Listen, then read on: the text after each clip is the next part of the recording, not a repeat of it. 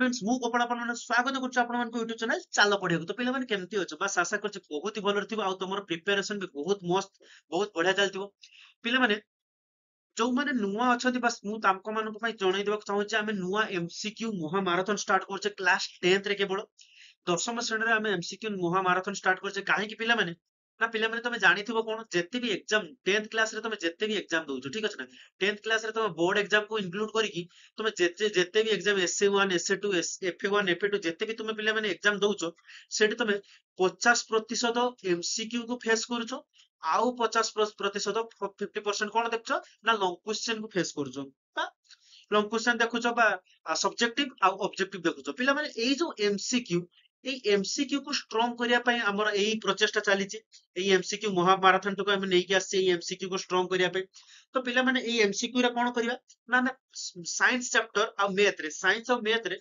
प्रत्येक चैप्टर रे main main important MCQ discussion करिया जाउछे जहां फल रे कि खाली एमसीक्यू डिस्कशन करबानी हमर आगो को भी बहुत मु तुमको जणैबी ना खाली एमसीक्यू डिस्कशन करबा सहित सहित आउ कोन कोन करले आमे कोन करबा मैथ आउ साइंस रे एमसीक्यू रो 50% जो परसेंट क्वेश्चन पढुछु सब जाको क्वेश्चन आमे हमर सटीक आंसर देई परिबा ठीक अछि ना पिले तो सटीक मार्क सिक्योर करि परिबा तो सेति पय निहाती और चैनल को सब्सक्राइब कर दे वीडियो को स्टार्ट करछे आ जो माने नुआ अछते पिला माने ताको मानको पय बस रिक्वेस्ट गोटे जदि एई वीडियोटा तमे प्रथम थर देखुछो चैनल को चल जियो पिला माने चैनल को जाई कि प्लेलिस्ट को चल जियो प्लेलिस्ट रो साइंस भाग थिबो नले एटी आइकन बटन रे दे देबो ठीक अछि ना ऊपर वीडियो रे दे देबो ना डिस्क्रिप्शन लोग चल जियो पाइ जिवो ठीक अछि अच्छा सेठी जाई हमर जाई कि कोन करिवो ना सेठी साइंस आइकन क्लिक कर देबो साइंस पाकु गला परे तमे सबु चैप्टर साइंस रो सबु चैप्टर रो गोटे गोटे वीडियो तयारी एच पिला माने सेगुड़ा जाई आराम से तुम देखि परिबो तो पिला माने बिना टाइम वेस्ट करी चलो वीडियो को स्टार्ट करिया फर्स्ट क्वेश्चन तुम स्क्रीन ऊपर आ जाई छि पिले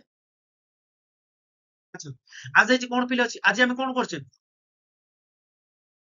वेरी गुड कोन करछे पिला माने को सब्जेक्ट मौलिक गुडिकर पर्याय श्रेणीकरण जेटा कि हमर एससीपी फिजिकल साइंस रो मौलिक गुडिकर पर्याय श्रेणीकरण रो एमसीक्यू प्राय 20 टी एमसीक्यू हम डिस्कशन करिया को जिबा तुम लास्ट रे मते कहबो सर 20 टी रु केतेटा तुम ठीक रहइलो केतेटा ठीक होउछ तुम लास्ट मते जणैबो ना सर हमर 20 टी 10 टा ठीक होउछ ना सर 20 टी 5 टा ठीक होउछ सेटा मते लास्ट रे जणैबो म तुमको कमेंट रे मते कहि जणैबो ठीक अछि ना पिले अच्छा हो अच्छा से कोन कहै छै फर्स्ट क्वेश्चन कोन कहै छै पिले ना ठीक है खाली रहिजो हां फर्स्ट क्वेश्चन कोन कहै छै पिला माने ना 1800 मसिया बेलकु प्राय केतोटी मौलिक आविष्कृत होइतिला माने 1800 मसिया बेलकु 1800 मसिया बेलकु प्राय केतेटा मौलिक से आविष्कार ହେଇଥିଲା 1800 मसिया बेलकु जल्दी कमेंट करो पिला माने को की जानि कमेंट करो जल्दी 63 टा तो बिल्कुल नुह छुआ 43 एते नुह एटी कोन 30 टा मौलिक को केतटी मौलिक पिला माने आविष्कृत ହେଇଥିଲା 30 टा मौलिक option C is the right answer 30 टा मौलिक आविष्कृत ହେଇଥିଲା वेरी गुड जो माने 30 कहइछ बहुत बढ़िया ठीक अछि आंसर हैला नेक्स्ट क्वेश्चन जवा पिले नेक्स्ट क्वेश्चन तुम स्क्रीन ऊपर आ जाई पिला माने निम्नोक्त मध्यरु केउटी डुबेरिनर कर ट्राइड समूह माने ट्राइड एमान को भीतर डुबेरिनर कोन करथिले एमते नोटा ट्राइड हमर मौलिक को नेक ट्राइड गोटे करथिले ना गठन करथिले नोटा मौलिक को नेकी एमतिका ଯେମିତିକା 9ଟା ମୌଳିକ 1 2 3 4 5 6 7 8 9 ତିନିଟା ଟ୍ରାଇଡ୍ କରିଥିଲେ ପିଲେ ତ ସିଏ କହିଛି ଏଇ ଯୋଉ ସେଇ ଯୋଉ ଟ୍ରାଇଡ୍ କେତେଟା ଯଦି ପଚାରିବେ ମତେ ତିନିଟା 1 2 3 ଯଦି ମତେ ମୌଳିକ ସଂଖ୍ୟା ଯଦି ପଚରାଯିବ କେତେଟା ଛୁଆ 9ଟା ଛୁଆ 1 3 4 5 6 7 8 9 9ଟି ମୌଳିକ କିନ୍ତୁ ଟ୍ରାଇଡ୍ ତିନୋଟି କରିଥିଲେ ହେଲା କିନ୍ତୁ ଏଠି କ୍ୱେଶ୍ଚନ ରେ କଣ ପଚାରିଛି ଏଇ ଯୋଉ ତିନୋଟି ଟ୍ରାଇଡ୍ ମଧ୍ୟରୁ ଏମାନଙ୍କ ଭିତରୁ କୋଉଟା ଗୋଟେ ଟ୍ରାଇଡ୍ ଆଉ କୋଉଟା ଟ୍ରାଇଡ୍ ନୁହଁ ପିଲାମାନେ ଏଇ ଯୋଉ ଲାଷ୍ଟ ଟାକୁ ଦେଖିବେ ଅପସନ ଡି ଟା ଗୋଟେ ଟ୍ରାଇଡ୍ କି ନା ସାର୍ ଏଟା ଗୋଟେ ଟ୍ରାଇଡ୍ ନୁହଁ ঠিক আছে না তো option B D is the wrong answer option C B নুহ ছুଆ সেটা গোটে ট্রাଏଡ୍ হবনি অপশন বি ବି ତାଙ୍କ ମଧ୍ୟରେ ସେଟା ଗୋଟେ ଟ୍ରାଏଡ୍ ନଥିଲା ଅପସନ ଏ ଟାକୁ ଆମେ କହିପାରିବା ଏଟା ଗୋଟେ ଟ୍ରାଏଡ୍ ବୋଲି ଥିଲା ତ 2 number option A is the right answer ଠିକ ଅଛି ନା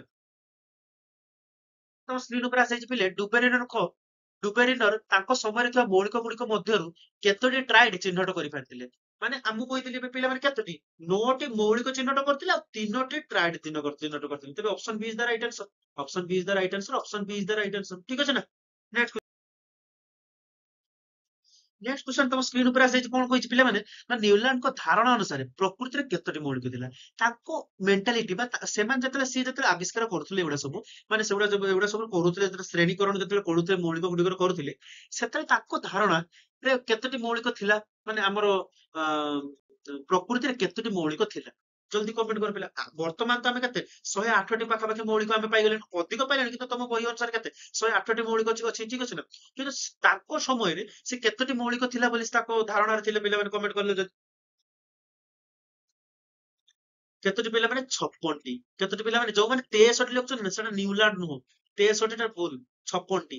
56ଟି ନ୍ୟୁଲାଣ୍ଡ ଯେତେବେଳେ କରୁଥିଲେ ସେତେବେଳେ ତାଙ୍କ ଧାରଣାରେ ସେଟା 56ଟି ମୌଳିକ ଥିଲା ବୋଲି ସେ ଜାଣିଥିଲେ, ଠିକ ଅଛି ନା? ତେବେ option C is the right answer, option C is the right answer. Okay, next question ପିଲେ। ନେକ୍ସଟ क्वेश्चन ତମ ସ୍କ୍ରିନ ଉପରେ ଆସିଯାଇଛି ପିଲେ। ନା ମୌଳିକ ମାନଙ୍କର ଧର୍ମ ସହିତ ପାରମାଣିକ ବସ୍ତୁତ୍ୱର ସମ୍ପର୍କ ସ୍ଥାପନ କରିବା ପାଇଁ ପ୍ରଥମେ କିଏ କେଉଁ ବୈଜ୍ଞାନିକ ଚେଷ୍ଟା କରିଥିଲେ? ସେ କଣ କହିଥିଲେ ନା ମୌଳିକ ମାନଙ୍କର ଧର୍ମ ସହିତ, ଏଇ ଯୋଉ ମୌଳିକ ମାନଙ୍କର ଧର୍ମ ସହିତ କାହା ସହିତ ସମ୍ପର୍କ ସ୍ଥାପନ କରିଥିଲେ ନା ମୌଳିକ ଗୁଡିକର ପାରମାଣିକ ବସ୍ତୁତ୍ୱ, ମୌଳିକ ଗୁଡିକର ଧର୍ମ ସହିତ ମୌଳିକ ଗୁଡିକର ପାରମାଣିକ ବସ୍ତୁତ୍ୱର ସମ୍ପର୍କ କିଏ ସ୍ଥାପନ କରିଥିଲେ ପ୍ରଥମେ? ଜଲ୍ଦି କମେଣ୍ଟ କର ପିଲାମାନେ, କିଏ ସ୍ଥାପନ କରିଥିଲେ ପ୍ରଥମେ? କିଏ ଛୁଆ? ଡୁବେରିନର। ଡୁବେରିନର ପ୍ରଥମ ସ୍ଥାପନ କରିଥିଲେ କି ମୌଳିକ ମାନଙ୍କର ଧର୍ମଟା କାହା ସହିତ ସମ୍ପର୍କ ଅଛି ନା ମୌଳିକ ମାନଙ୍କର ବସ୍ତୁତ୍ୱ ସହିତ ସମ୍ପର୍କ ଅଛି। କିଏ କରିଥିଲେ ପ୍ରଥମେ? ନା ଡୁବେରିନର ପ୍ରଥମେ ଏଗୁଡା କରିଥିଲେ, ଠିକ ଅଛି ନା? Option A is the right answer. ଯାଇଛି ନ୍ୟୁଲାଣ୍ଡଙ୍କ ମୌଳିକ ସଜ୍ଜା ଗୋଟିଏ ଧାରୀରେ କେତୋଟି ମୌଳିକ ଥିଲା? ଯେତେବେଳେ ନ୍ୟୁଲାଣ୍ଡଙ୍କର ଅଷ୍ଟକ ନିୟମ ପିଲାମାନେ ଏମିତିକା ସା ରେ ଗା ମା ପା ଧା ନି ଏମିତିଆ କରିଥିଲେ ନା ପିଲାମାନେ? ସେ ସେଇଟା କହିଛି, ସେ ପ୍ରତ୍ୟେକ ଧାଡିରେ କେତୋଟି ପ୍ରତ୍ୟେକ ନ୍ୟୁଲାଣ୍ଡଙ୍କ ମୌଳିକ ସଜ୍ଜାରେ ଗୋଟିଏ ଧାଡିରେ କେତୋଟି ମୌଳିକ? ଧାଡି କେଟା କହିଛି ପିଲାମାନେ ମତେ କହିଲେ ଦେଖି, ଧାଡି କୋଉଟା କହୁ? ହୁଁ, ଭେରି ଗୁଡ। এইটা কোইটা ধাଡି? ତ ସେଇଟାକୁ ଆମେ କଣ 1 2 3 4 5 6 7ଟି କେତୋଟି ଥାଏ ପିଲାମାନେ? 7ଟି। ତ ଏଇଟା ଅପସନ କେଟା ହବ ପିଲାମାନେ? Option A is the right answer, option A is the right answer, 7ଟି, ଠିକ ଅଛି। ନେକ୍ସଟ क्वेश्चन ପିଲାମାନେ ତମ ନେକ୍ସଟ क्वेश्चन ଯିବା ପୂର୍ବରୁ ବାସ୍ ଗୋଟିଏ ସମସ୍ତଙ୍କ ପିଲାମାନଙ୍କ ପାଇଁ ଗୋଟିଏ କଣ ଗୁଡ ନ୍ୟୁଜ ପିଲାମାନେ ଅଛି ତମର ନା କଣ? ନା ଚାଲ ପଢିବା ହ୍ୱାଟ୍ସଆପ ଗ୍ରୁପରେ ଆମେ କେମିତି ଜଏନ ହବା? ପିଲାମାନେ ଚାଲ ପଢିବା ହ୍ୱାଟ୍ସଆପ ଗ୍ରୁପରେ ଆମେ କେମିତି ଜଏନ ହବା? ତମର କ୍ୱେଶ୍ଚନ ରହୁଛି ଅଧିକାଂଶ ପିଲାମାନଙ୍କର। ତ ପିଲାମାନେ ମୁଁ ପ୍ରଥମେ ତ କହିଦଉଛୁ, ଆମେ ସାର୍ ଜଏନ ହବା କାହିଁକି? ତମ ମନରେ ଗୋଟେ କ୍ୱେଶ୍ଚନ ଆସିବ, ସାର୍ ଆମେ ଜଏନ ହବା କାହିଁକି? ଜଏନ ହବା ଏଇ କାହିଁକିର ଆନ୍ସର ମୁଁ ତମକୁ 5ଟି ଆମର ଆନ୍ସର ଦେବି, ଠିକ ଅଛି? ଏଇ କାହିଁକିର କ୍ୱେଶ୍ଚନର ମୁଁ ତମକୁ 5ଟି ଆନ୍ସର ତମକୁ ଦେବି, ଠିକ ଅଛି? ତାପରେ ତମେ କହିବ ସାର୍ ଜଏନ ହବା ନା ଜଏନ ହବାନି। ପ୍ରଥମ ବେନିଫିଟ୍ସ ପିଲାମାନେ, ତମେ ଯଦି ହ୍ୱାଟ୍ସଆପ ଏଇ ଯୋଉ ଚାଲ ପଢିବା ହ୍ୱାଟ୍ସଆପ ଗ୍ରୁପରେ ଯଦି ତମେ ଜଏନ ହେଇଯିବ, ଏଇ ଯୋଉ ଚାଲ ପଢିବା ହ୍ୱାଟ୍ସଆପ ଗ୍ରୁପରେ ଯଦି ତମେ ଜଏନ ହେଇଯିବ, ତେବେ ପ୍ରଥମତଃ କଣ ପ୍ରତ୍ୟେକ କ୍ଲାସରେ ପିଡିଏଫ ତମକୁ ଫ୍ରିରେ ମିଳିବ। ସବୁ ଏଇଟା ପୁରା ଗ୍ରୁପରେ ଜଏନ ହବାଟା ହିଁ ପୁରା ଫ୍ରି, ଗୋଟେ ଟଙ୍କା ନିଆଯିବନି ତମ ପାଖରୁ, ଠିକ ଅଛି ନା? ଏତିକି ବେନିଫିଟ୍ସ ମିଳିବ। ପ୍ରଥମତଃ କଣ ନା ସବୁ କ୍ଲାସର ପିଡିଏଫ ତମକୁ ମିଳିଯିବ ଫ୍ରିରେ। ଫ୍ରିରେ ପ୍ରତ୍ୟେକ କ୍ଲାସର, ମନେକର ଆଜି ଆମେ ପଢିଲେ ମୌଳିକ ଗୁଡିକର ପର୍ଯ୍ୟାୟ ସାରଣୀ, ତ ଏଇ କ୍ଲାସ ପରେ ତମେ ସେଇ ଗ୍ରୁପରେ ଏଇ କ୍ଲାସ ସରିଯିବ, ତମେ ସେଇ ଗ୍ରୁପରେ ଏଇ କ୍ଲାସର ପିଡିଏଫ ଟା ତମକୁ ମିଳିଯିବ, ଠିକ ଅଛି। ଆଉ କଣ ମିଳିଯିବ ପିଲେ? P Y Q. ପିଲାମାନେ ପି ୱାଇ କ୍ୟୁ ମାନେ କଣ ରେ? ପି ୱାଇ କ୍ୟୁ ମାନେ ହଉଛି ପୂର୍ବ ବର୍ଷ ପ୍ରଶ୍ନ ଉତ୍ତର ବା ପ୍ରିଭିୟସ ଇୟର କ୍ୱେଶ୍ଚନ।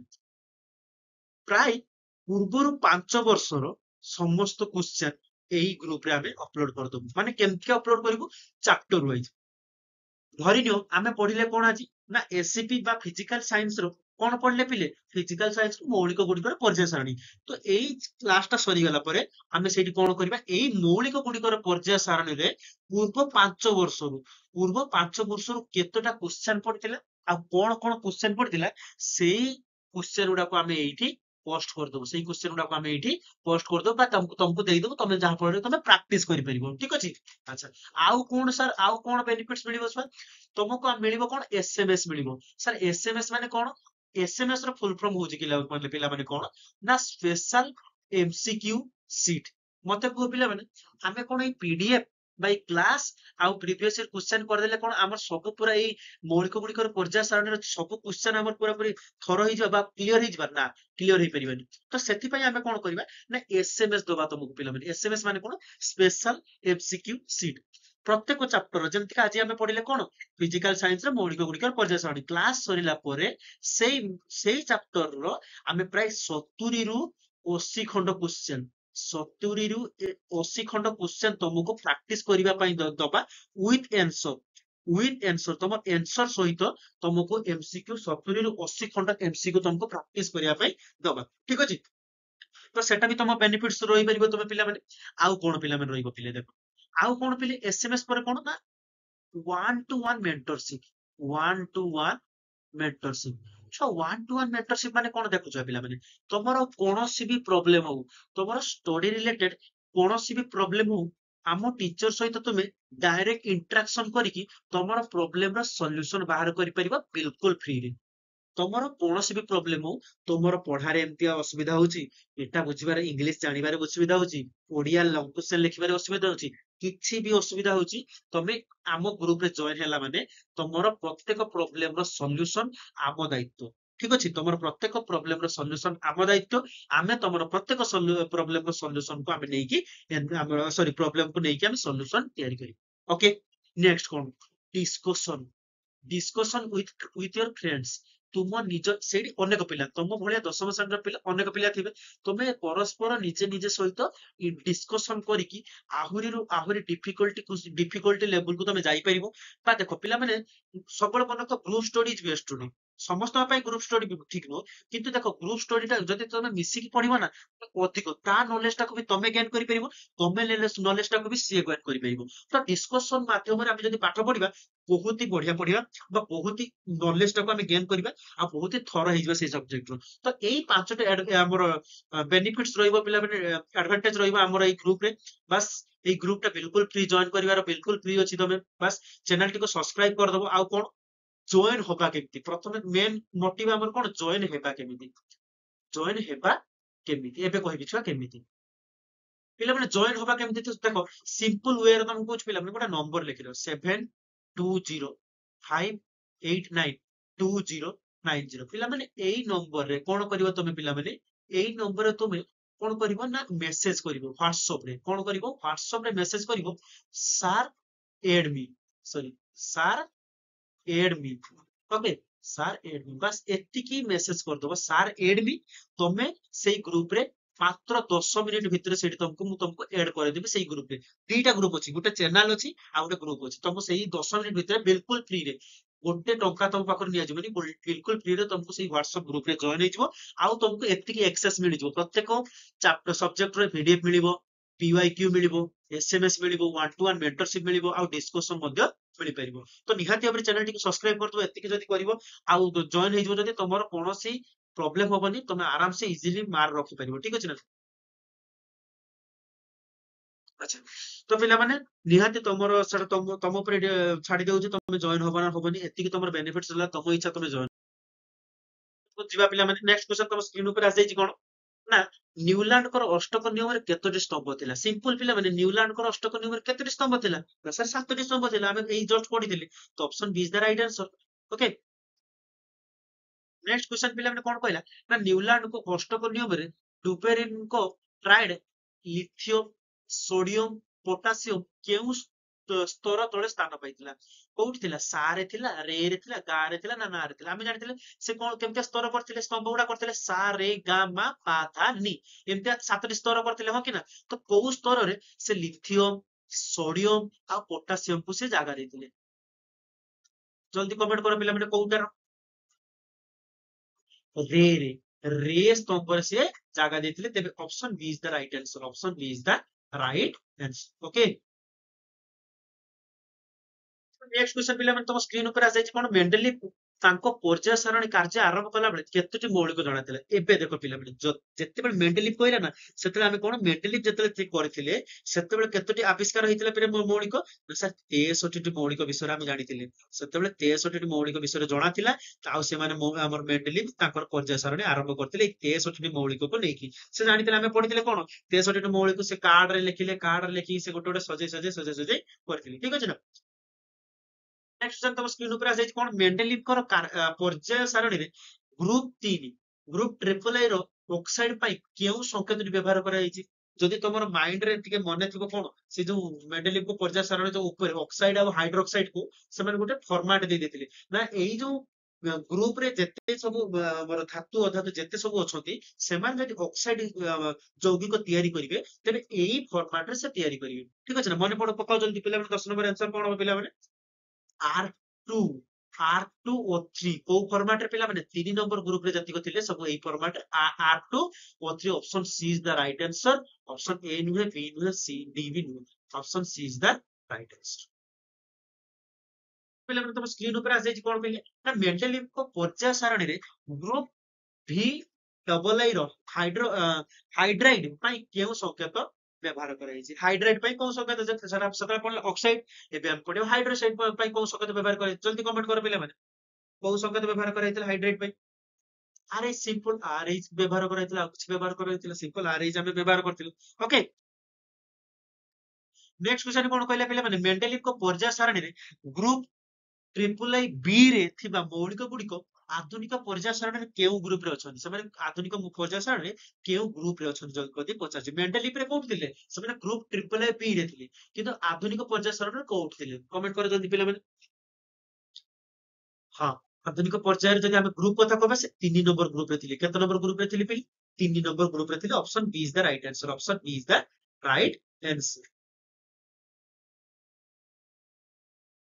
ଉପରେ ଆସିଯାଇଛି ସେଥିପାଇଁ ନେକ୍ସଟ କ୍ୱେଶ୍ଚନ ଯିବା ପୂର୍ବରୁ ବାସ୍ ଗୋଟିଏ ରିକ୍ୱେଷ୍ଟ ପିଲାମାନେ ଯଦି ଏପର୍ଯ୍ୟନ୍ତ ତମେ ସବସ୍କ୍ରାଇବ କରିନ ପିଲାମାନେ ଚ୍ୟାନେଲଟିକୁ ତ ନିହାତି ଭାବରେ ଚ୍ୟାନେଲଟିକୁ ସବସ୍କ୍ରାଇବ କରିଦବ ଆଉ ଗୋଟେ ଗୁଡ ନ୍ୟୁଜ କଣ ପିଲାମାନେ ଯଦି ତମେ ଆମର ଏଇ ଚ୍ୟାନେଲର ଥିଓରି ପଢିବା ପାଇଁ ଚାହୁଁଛ ମେଥ ଆଉ ସାଇନ୍ସ ରେ ଯଦି ତମେ ଆମର ଏଇ ଚ୍ୟାନେଲର ଥିଓରି ପଢିବା ପାଇଁ ଚାହୁଁଛ ମେଥ ଆଉ ସାଇନ୍ସ ରେ ତ ନିହାତି ଭାବରେ ଚ୍ୟାନେଲଟିକୁ ସବସ୍କ୍ରାଇବ କରିଦବ ଆମର ଗୋଟିଏ ଟାର୍ଗେଟ ମାତ୍ର 500 ରୁ 1000 ସବସ୍କ୍ରାଇବର ପରେ ମାତ୍ର 500 ରୁ 1000 ସବସ୍କ୍ରାଇବର ପିଲାମାନଙ୍କ ବା ଷ୍ଟୁଡେଣ୍ଟ ପରେ ଆମେ କଣ କରିବା ନା ପ୍ରତ୍ୟେକ ଆମର ସାଇନ୍ସ ଆଉ ମେଥ ସବଜେକ୍ଟର ପ୍ରତ୍ୟେକ ଚାପ୍ଟରର ଆମେ କଣ କରିବା ନା ଥିଓରି ଡିସ୍କସନ କରିବା ବା ଥିଓରି ଆମେ ପଢେଇବା ଠିକ ଅଛି ନା ଥିଓରି ପଢି ସାରିଲା ପରେ ପୁଣି PYQ MCQ କରିବା PYQ MCQ କରିବା ତ ଏଇଭଳିଆ ସିଷ୍ଟମେଟିକ ୱେରେ ଯିବ ତ ନିହାତି ଭାବରେ ଚ୍ୟାନେଲଟିକୁ ସବସ୍କ୍ରାଇବ କରିଦବ ଆଉ ତମ 5 ଜଣ ସାଙ୍ଗ ସହିତ ସେୟାର କରିଦବ ତୁମର 5 ଜଣ ସାଙ୍ଗ ସହିତ ସେୟାର କରିଦବ ଯାହା ଫଳରେ କି ଆମେ ଜଲ୍ଦିରୁ ଜଲ୍ଦି ଏଇ ବେନିଫିଟ୍ସ ଟା ତମକୁ ଦେଇପାରିବୁ ଠିକ ଅଛି ନା ତ ନେକ୍ସଟ ଭିଡିଓ ପୁଣି କ୍ୱେଶ୍ଚନ କଣ କହିଛି ଏକ ବରଂ ଧର୍ମ କେଉଁ ମୌଳିକ ଧର୍ମ ସହିତ ସମାନ ଏକ ବରଂ ଧର୍ମଟା କେଉଁ ମୌଳିକ ଧର୍ମ ସହିତ ସମାନ ବୋଲି ସେ କହିଛି ଆମେ ପଢିଥିଲେ ପିଲାମାନେ ଏକ ଧର୍ମ ଏଇଟା ମୁଁ କହିଥିଲି କଣ ଏଇଟା ଭେରି ଇମ୍ପୋର୍ଟାଣ୍ଟ ଏକ ଧର୍ମଟା ହେଲା ସ୍କାଣ୍ଡିୟମ ସହିତ କୋଉ ଧର୍ମ ସହିତ ସମାନ scandium option is the right answer gallium ନୁହେଁ ପଲରିୟମ ନୁହେଁ ପରମାନିୟମ ବି ନୁହେଁ ଏଗୁଡା ନୁହଁ ନେକ୍ସଟ କ୍ୱେଶ୍ଚନ କଣ କହିଲା ବଡ କ୍ୱେଶ୍ଚନ ଅଛି ମାନେ ବହୁତ ଇଜି ଥିବ କ୍ୱେଶ୍ଚନ ଗୋଟିଏ ମୌଳିକର ପରମାଣୁ କ୍ରମାଙ୍କ ଏହାର ପାରମାଣିକ ବସ୍ତୁତ୍ୱ ଠାରୁ ଅଧିକ ପ୍ରାଥମିକ ଧର୍ମ ଅଟେ ପ୍ରଥମେ କିଏ କୋଉ ବୈଜ୍ଞାନିକ ଏଟା କହିଥିଲେ ପ୍ରଥମେ କୋଉ ବୈଜ୍ଞାନିକ କହିଥିଲେ ଯେ ନା ଗୋଟିଏ ମୌଳିକର ପରମାଣୁ କ୍ରମାଙ୍କ ଏହାର ପାରମାଣିକ ବସ୍ତୁତ୍ୱ ଠାରୁ ଅଧିକ ପ୍ରାଥମିକ ଧର୍ମଟା ଅଧିକ ପ୍ରାଥମିକ ଧର୍ମ ଯଦି ଆମେ ନବା ପ୍ରଥମେ ତାର ପରମାଣୁ ମୌଳିକର ପରମାଣୁ କ୍ରମାଙ୍କ ପ୍ରଥମେ ନବା ସେକେଣ୍ଡରେ ଆମେ କଣ ନବା ତାର ବସ୍ତୁତ୍ୱ ବୋଲି ନବା ଏଟା କିଏ ପ୍ରଥମେ କହିଥିଲେ ଜଲ୍ଦି କମେଣ୍ଟ କର ପିଲାମାନେ ହେନେରୀ ମସ୍ଲି କିଏ କହିଥିଲେ ପିଲାମାନେ Henry Moseley option C is the right answer option C is the right answer Mendeleev କହିନଥିଲେ ରଦରଫୋର୍ଡ ବି କହିନଥିଲେ ମେଣ୍ଡେଲିଭ କହିନଥିଲେ ନ୍ୟୁଲାଣ୍ଡ ମଧ୍ୟ ସେ କହିଥିଲେ ପିଲାମାନେ ତମ ସ୍କ୍ରିନ ଉପରେ ଆସିଯାଇଛି ବୋଲି କଣ ନା ଆଧୁନିକ ପର୍ଯ୍ୟାୟ ସାରଣୀରେ କେଉଁ ପର୍ଯ୍ୟାୟରେ ସର୍ବନିମ୍ନ ସଂଖ୍ୟକ ମୌଳିକ ଅଛି ସର୍ବନିମ୍ନ ସବୁଠାରୁ କମ ସଂଖ୍ୟକ ମୌଳିକ କୋଉ ପର୍ଯ୍ୟାୟରେ ଅଛନ୍ତି ସିମ୍ପଲ ପ୍ରଥମ ପର୍ଯ୍ୟାୟରେ ହାଇଡ୍ରୋଜେନ ତାପରେ ଏପଟେ କଣ ଥିଲା ହିଲିୟମ ତାପରେ ଲିଥିୟମ ବେରିଲିୟମ ବୋରନ ଏଇରକ ଚାଲିଥିଲା ନା ନାହିଁ ତ ସବୁଠାରୁ କମ ପର୍ଯ୍ୟାୟରେ କୋଉ ପର୍ଯ୍ୟାୟରେ ଥିଲେ ସାର୍ ପ୍ରଥମ ପର୍ଯ୍ୟାୟରେ ଯେଟା କି ଦୁଇଟା ଥିଲେ କେତେଟା ଥିଲେ ପିଲେ ଦୁଇଟା option A is the right answer ପ୍ରଥମ ପର୍ଯ୍ୟାୟରେ କମ ମୌଳିକ ଥିଲେ ପିଲାମାନେ ଆଧୁନିକ ପର୍ଯ୍ୟାୟ ସାରଣୀରେ କେଉଁ ଗ୍ରୁପରେ ନୋବେଲ କଣ ନୋବେଲ ମୌଳିକ ଗୁଡିକ ସ୍ଥାନ ପାଇଥିଲା ନୋବେଲ ମାନେ କଣ ପିଲାମାନେ ଏଇ ଯୋଉ ନିଷ୍କ୍ରିୟ ଗ୍ୟାସ ଲାଷ୍ଟ ଯୋଉ ଥିଲା ନିଷ୍କ୍ରିୟ ଗ୍ୟାସ ମାନେ ଯୋଉଟା କି ମେଣ୍ଡେଲିଭ କଣ ସେଇ ନିଷ୍କ୍ରିୟ ଗ୍ୟାସ ଗୋଟେ ସେଠି ନିଷ୍କ୍ରିୟ ଗ୍ୟାସ ମାନେ କଣ କହିଲ ପିଲାମାନେ ନିଷ୍କ୍ରିୟ ଗ୍ୟାସ ମାନେ ଯେଟା ସହଜରେ କାହାରି ସହିତ ଯୌଗିକ ସୃଷ୍ଟି କରନ୍ତିନି ଆଚ୍ଛା ଦେଖ ପିଲାମାନେ ଯେମିତି ଅକ୍ସିଜେନ କଥା କହିବା ଅକ୍ସିଜେନ ତ ଗୋଟେ ଗୋଟେ ଗ୍ୟାସ ପଟୁ ଗୋଟେ ଗ୍ୟାସ ତ ମୁଁ ପିଲାମାନେ କହିପାରିବି ଅକ୍ସିଜେନ ଟାକୁ ଆମେ ନିଷ୍କ୍ରିୟ କାହିଁକି କହିପାରିବାନି କାହିଁକି ନା ଅକ୍ସିଜେନ ଟା ବହୁ ଅନେକ ଗୁଡିଏ ଯୌଗିକ ସୃଷ୍ଟି କରେ ଯେରକ H2O CO2 SO4 ଏଗୁଡା ଅନେକ ଏତିକି ନୁହଁ ଅନେକ ମାନେ ମୌଳିକ ମାନଙ୍କ ସହିତ ଯୌଗିକ ତିଆରି କରେ ସେଥିପାଇଁ ଆକୁ ଆମେ ବହୁତ ଜଲ୍ଦି ପାଇ ଯାଇପାରିବା କିନ୍ତୁ ଏଇ ଯୋଉ ନିଷ୍କ୍ରିୟ ଗ୍ୟାସ ମାନେ ସେମାନେ କାହାରି ସହିତ ଯୌଗିକ ତିଆରି କରିପାରନ୍ତିନି କାରଣ ତାଙ୍କର ବାହ୍ୟ କକ୍ଷରେ ସେମାନେ କଣ ହେଇକି ଥାନ୍ତି ନା ପୁରାପୁରି ସାଟିସ୍ଫାଇ ହେଇକି ଥାନ୍ତି, ଅକ୍ଟେଟ୍ ସ୍ଥିତିରେ ଥାନ୍ତି, ଠିକ ଅଛି ନା। ତାଙ୍କ ବାହ୍ୟ କକ୍ଷରେ ପୁରା 8ଟି ଇଲେକ୍ଟ୍ରନ ହେଇକି ଥାଏ। ସେଥିପାଇଁ ସେମାନେ କାହାରି ସହିତ ଯୌଗିକ ତିଆରି କରନ୍ତି ନାହିଁ। ସେଥିପାଇଁ ତାକୁ ଆମେ କଣ ନିଷ୍କ୍ରିୟ କୁହନ୍ତି, ତାକୁ ଆମେ ଶୀଘ୍ର ପାଇନଥାଉ, ବା ଆମେ ତାକୁ ଆମେ ମାନେ ଶୀଘ୍ର ତାକୁ ଆବିଷ୍କାର କରିନଥିଲୁ। ସେଥିପାଇଁ ମେଣ୍ଡେଲିଫ ତାଙ୍କର ସେଇ ଯୋଉ ପର୍ଯ୍ୟାୟ ସାରଣୀରେ ତାକୁ ରଖିନଥିଲେ, ସ୍ଥାନ ଦେଇନଥିଲେ, ଠିକ ଅଛି ନା, ତାଙ୍କୁ ସ୍ଥାନ ଦେଇନଥିଲେ। ତ ସେଇଟା ସେ କହିଲା ମାନେ ଆଧୁନିକ ପର୍ଯ୍ୟାୟ ସାରଣୀ କେଉଁ ଗ୍ରୁପରେ ଲାଷ୍ଟରେ ଥିଲା, ମନେ ପକାଅ। ଆଧୁନିକ ପର୍ଯ୍ୟାୟ ସାରଣୀଟା ଏମିତିକା ଥିଲା ନା, ଲାଷ୍ଟରେ ଥିଲା କଣ ପିଲାମାନେ, ନା ଆମର ନୋବେଲ ଗ୍ୟାସ ଗୁଡିକ ଲାଷ୍ଟରେ ଥିଲା। ତେବେ କଣ ହବ, 18 ନମ୍ବର। କେତେ ନମ୍ବର ପିଲେ, 18 ନମ୍ବର ନା ନୁହେଁ, ନା କଣ କହୁଛୁ ପିଲାମାନେ? Very good. 18 ନମ୍ବର ଗ୍ରୁପରେ ବା 18 ନମ୍ବର ପର୍ଯ୍ୟାୟ ଶ୍ରେଣୀରେ ଗ୍ରୁପରେ, ସରି 18 ନମ୍ବର ଗ୍ରୁପରେ ସେ କଣ କରିଥିଲେ, ସ୍ଥାନ ପାଇଥିଲେ। ଓକେ, ଯଦି ଭିଡିଓଟାକୁ ଭଲ ଲାଗୁଛି ତ ନିହାତି ଚ୍ୟାନେଲଟିକୁ ସବସ୍କ୍ରାଇବ କରିବ ହେଲା। 18 ନମ୍ବର ଗ୍ରୁପରେ। Okay, option C is the right answer.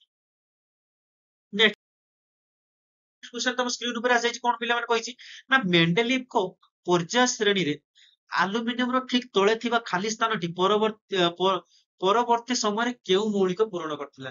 Aluminium ଠିକ ତଳେ ଥିଲା, ଆଲୁମିନିୟମ ତଳଟା ପୁରା ଫାଙ୍କା ରଖିଦେଇଥିଲେ। ସେ କାହିଁକି ଫାଙ୍କା ରଖିଥିଲେ? ତାଙ୍କର ଭବିଷ୍ୟବାଣୀ ଥିଲା ଯେ ସେ ଗୋଟେ କଣ, ତାକୁ ସଫଳତା ବୋଲି ଆମେ ନେଇପାରିବା। ମେଣ୍ଡେଲିଫଙ୍କର ସଫଳତା କଣ ଥିଲା? ତାଙ୍କର ଭବିଷ୍ୟବାଣୀ ଥିଲା ଯେ କେବଳ 63, ସେ ଯେତେବେଳେ ପ୍ରଥମେ ଆରମ୍ଭ କଲେ ତା 63 ମୌଳିକ ଥିଲା। ତାପରେ ସେ କରିସାରିଲା ପରେ ଭବିଷ୍ୟବାଣୀ କହିଲେ ଯେ ମୁଁ ଯୋଉ ସରି ମୋ ପରେ ପରେ ବା ଏବେ ଯୋଉ 63ଟି ମୌଳିକ ବାହାରିଛି, ଆଗାମୀ ଭବିଷ୍ୟତରେ କେବଳ 63ଟି ମୌଳିକ ହେଇକି ରହିବନି, ସେ ଆହୁରି ବଢିବ, ସେ ଆହୁରି ପ୍ରକୃତିରେ ଆସିବ ଆହୁରି ନୂଆ ନୂଆ ମୌଳିକ। ସେଥିପାଇଁ ସେ କଣ କରିଥିଲେ, ତାଙ୍କର ପର୍ଯ୍ୟାୟ ସାରଣୀରେ ବହୁତ ଗୁଡେ ଫାଙ୍କା ସ୍ଥାନ ଛାଡି ଦେଇଥିଲେ, ବହୁତ ଗୁଡେ ଫାଙ୍କା ସ୍ଥାନ ଛାଡି ଦେଇଥିଲେ। ସେ ଭାବିଲେ କଣ, ଯେତେବେଳେ ଆମର ନୂଆ ନୂଆ ମୌଳିକ ତିଆରି ହେବେ, ବା ତିଆରି ହେବେ ସରି ଆବିଷ୍କାର ହେବେ, ସେତେବେଳେ କଣ ହେବେ, ସେଇ ଫାଙ୍କା ସ୍ଥାନରେ ସେମାନେ ଜାଗା ପାଇବେ। କିନ୍ତୁ ବହୁତ ଗୁଡା ମୌଳିକ ଗୁଡା ଆମର ଆବିଷ୍କାର ହେଲେ ସେତିକ ମାନେ ଜାଗା ସେ ଛାଡି ନଥିଲେ। ସେଥିପାଇଁ ହେଇପାରିଲା ନାହିଁ, ବା ତ୍ରୁଟି ବୋଲି ତାକୁ ଆମେ ଜଣାଇ ପାରିବା। ତେବେ ସେ କଣ 17 ନମ୍ବର ଆକ୍ଚୁଆଲ କ୍ୱେଶ୍ଚନ କଣ କହିଛି, ମେଣ୍ଡେଲିଫଙ୍କ ପର୍ଯ୍ୟାୟ ସାରଣୀରେ ଆଲୁମିନିୟମର ଠିକ ତଳେ ଥିବା ଖାଲି ସ୍ଥାନଟି, ଆଲୁମିନିୟମର ଠିକ ତଳେ ଥିବା ଖାଲି ସ୍ଥାନ ଜାଗାର କଣ ରଖିଥିଲେ, ବା କଣ ସ୍ଥାନ ପାଇଥିଲା? କଣ ପାଇଥିଲା ସ୍ଥାନ ପିଲେ? ଗାଲିୟମ। ଗାଲିୟମ ସ୍ଥାନ ପାଇଥିଲା। Option B is the right answer. Gallium ଟା ଆଲୁମିନିୟମ ତଳେ ସ୍ଥାନ ପାଇଥିଲା, ଆଲୁମିନିୟମ ତଳେ ସ୍ଥାନ ପାଇଥିଲା। ଓକେ, ଏଇଟା ତ ଇଜି, ସବୁଠୁ ଇଜି କ୍ୱେଶ୍ଚନ ଆସିଗଲା। କଣ, ଆଧୁନିକ ପର୍ଯ୍ୟାୟ ସାରଣୀରେ କେତୋଟି ପର୍ଯ୍ୟାୟ ଆଉ କେତୋଟି ଗ୍ରୁପ ଅଛି? 7ଟି ପର୍ଯ୍ୟାୟ ଆମେ ଜାଣିଥିଲେ। ଏଥିରେ 7ଟି ପର୍ଯ୍ୟାୟ ଥିଲା, ଆଉ ଏଥିରେ 18ଟି ଗ୍ରୁପ ଥିଲା। କେତୋଟି ଗ୍ରୁପ ଥିଲା? 18ଟି ଗ୍ରୁପ ଥିଲା। କେତେବେଳେ 7ଟି ପର୍ଯ୍ୟାୟ 18ଟି ଗ୍ରୁପ? କୋଉ option? Option A is the right answer. Option A is the right answer. Okay, next question କଣ କହିଛି ପିଲାମାନେ, ଆଧୁନିକ ପର୍ଯ୍ୟାୟ ସାରଣୀରେ ହାଲୋଜେନ ଗୁଡିକ କେଉଁ ଗ୍ରୁପରେ ଅଛନ୍ତି? ହାଲୋଜେନ ଗୁଡିକ କୋଉ ଗ୍ରୁପରେ ଅଛନ୍ତି ଆଧୁନିକ ପର୍ଯ୍ୟାୟ ସାରଣୀରେ? ଜଲ୍ଦି କୁହ ପିଲାମାନେ। 17 ନମ୍ବର ଗ୍ରୁପରେ। ଯେତିକ ସବୁ ହାଲୋଜେନ ସେଇଠି ଗ୍ରୁପ 17ରେ ଅଛନ୍ତି। ଆମେ ଜାଣିଲେ 18ରେ କଣ ଅଛନ୍ତି, ନୋବେଲ ଗ୍ୟାସ ଅଛନ୍ତି। ହାଲୋଜେନ ଯେତିକ ସବୁ ଅଛନ୍ତି ସେଟା ହେଲା ଗ୍ରୁପ 17ରେ ଅଛନ୍ତି। Option C is the right answer. ଠିକ ଅଛି,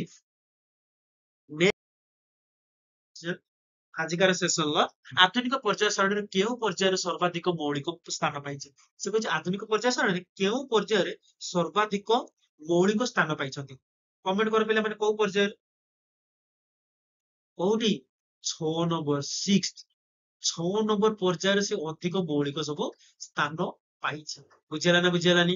ପିଲାମାନେ ଯଦି ତମେ ବାସ୍ ଗୋଟେ ଜଣେଇ ଦଉଛି ପିଲାମାନେ, ଯଦି ତମେ ଥିଓରି ପଢିବା ପାଇଁ ଚାହୁଁଛ, ପୁରାପୁରି ଏମିତିକା ପଢାଯିବ ତମକୁ, ସେ ଯୋଉ ପିରିୟଡିକ ଟେବୁଲ ନାହିଁ କି, ପୁରା ତମ ପାଟିରେ ରହିବ। ପୁରା ପିରିୟଡିକ ଟେବୁଲ 30ଟା ଏଲିମେଣ୍ଟ, ପୁରା 30ଟା, 1ରୁ ଆରମ୍ଭ କରିକି hydrogen, helium, lithium, beryllium, boron, carbon, nitrogen, oxygen, chlorine, ପୁରା 30 ପର୍ଯ୍ୟନ୍ତ ତମ ପାଟିରେ ରହିବ। ପୁରା ପଣିକିଆ ଯେମିତି ଶିଖିନ, ସେଇ ଭଳିଆ ତମର ଶିଖିବ। ଯଦି ତମେ ସେଥିପାଇଁ ରେଡି ଅଛ, ଯଦି ତମର ପଢିବା ପାଇଁ ଡେଡିକେଟେଡଲି ଅଛ, ଯଦି ତମେ ଏଇ ଥିଓରି ପଢିବା ପାଇଁ ଚାହୁଁଛ, ନିହାତି ଚ୍ୟାନେଲଟିକୁ ସବସ୍କ୍ରାଇବ କରିଦବ।